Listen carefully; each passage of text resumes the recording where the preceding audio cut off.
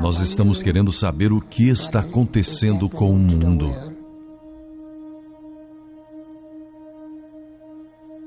Tudo está mudando. A própria ideia do ser humano como algo natural é um conceito que realmente vai mudar. Nossos corpos serão tão high-tech que não seremos capazes de realmente distinguir entre o que é natural e o que é artificial. Dentro de nossas próprias cabeças está o mais complexo arranjo da matéria do universo conhecido. Você pode se perguntar: podemos chegar a ser super-humanos?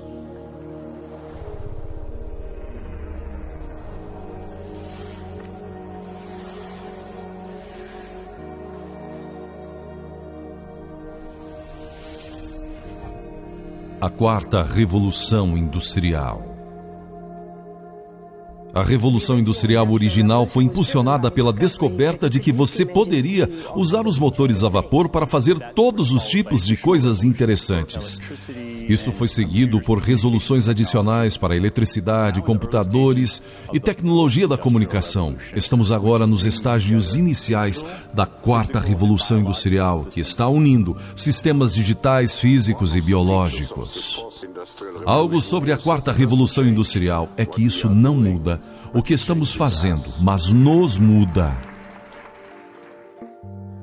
Com a capacidade de visualizar a atividade cerebral através de um dispositivo EEG, que nos dá acesso a nós mesmos de uma maneira que nunca antes imaginamos. Ele abre a caixa preta que é o cérebro e permite-nos realmente ser capazes de perceber uma identidade que seja uma mera aspiração. Existe agora uma base científica para os efeitos referente à atenção plena do genoma sobre o envelhecimento biológico, e quando a mente humana se conhece, então você obtém o potencial para um novo renascimento que reestrutura-se em termos da nossa relação com a vida, a nossa relação com o planeta, a nossa relação com o trabalho. Precisamos de um modelo econômico diferente, e por isso eu não quero dizer o capitalismo versus comunismo. O que eu estou falando é uma mudança no sistema ao longo das linhas das duas grandes alterações que ocorreram no século XX. A escola keynesiana estava com um maior foco em saúde e educação, e ao papel do governo trabalhando com as empresas. E então uma reação contra, no final do século, o neoliberalismo, cujo foco estava na liberdade de comércio e livre mercado, e não a participação do Estado no caminho. Precisamos de uma mudança para um novo sistema que nos permitirá satisfazer as necessidades básicas de cada ser humano no planeta, tendo como objetivo fundamental não o crescimento por si só, mas na maximização do bem-estar humano. E a história nos diz que uma mudança de valor é desencadeada pela criação de uma nova história sobre como queremos viver.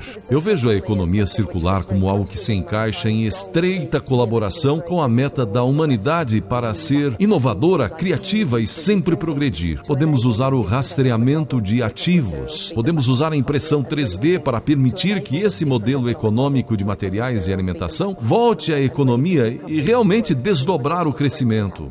A razão pela qual nós vivemos em cidades é diferente hoje do que era há 10 mil anos. Mesmo que tenhamos redes nos conectando, ainda queremos ter lugares onde nos encontramos pessoalmente. Isso significa que os locais onde trabalhamos e vivemos estão muito próximos entre si. Uma cidade onde não precisamos ter grandes cadeias de abastecimento para produzir coisas, onde muitas coisas podem ser de origem local, graças à impressão 3D e robótica. Se somos capazes de fazer algo para transformar as cidades, para torná-las mais eficientes, em seguida, o impacto pode ser enorme.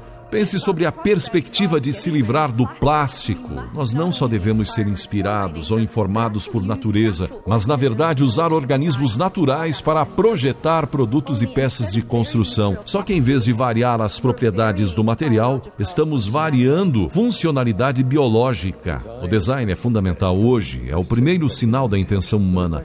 A questão de acrescentar qualidade à quantidade não é simplesmente uma questão de circular coisas que são potencialmente tóxicas. Ele está circulando coisas seguras, coisas saudáveis para todas as gerações. Portanto, o objetivo já não é eu quero ser menos ruim, menos monótono, menos inseguro, menos injusto. Trata-se de um mundo diversificado, seguro, saudável e apenas com ar limpo, água limpa, solo limpo, energia limpa. Estamos lutando para preservar o nosso clima frágil de danos irreversíveis e devastação de proporções inimagináveis.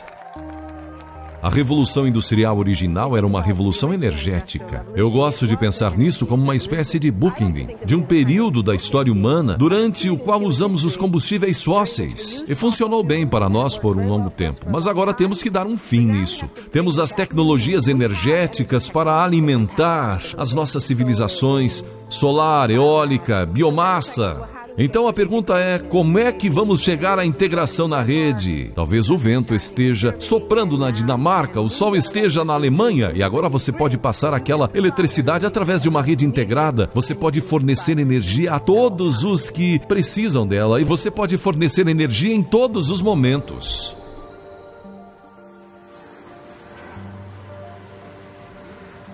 Caminhando por aí você vê coisas diferentes, coisas unidas ao corpo. Eles usam um monte de coisas que os ajudam a levantar e mover as coisas para o carro. Nós apenas sentamos lá e programamos alguma coisa. E eles têm sua própria mente fixada para seguir em frente e fazer tudo. Em seguida, como seres humanos, nós apenas entramos e damos um passo extra para ajudar a tecnologia. Não é a solução para tudo. Há definitivamente um monte de operações nas quais pessoas têm melhor desempenho. Mas para as aplicações certas, a robótica é uma grande melhoria no processo. A previsão de 5 milhões de empregos perdidos em 2020 para a tecnologia é grave. Mas não é a questão principal. Construção, manufatura, serviços, saúde pública e educação. Essas indústrias ainda existirão. A principal questão é qual será o futuro do trabalho. Como é que vamos definir o trabalho? Como vamos compartilhar a riqueza? Do ponto de vista do trabalho ou emprego, agora nós calorosamente precisamos de uma nova educação ou uma nova formação.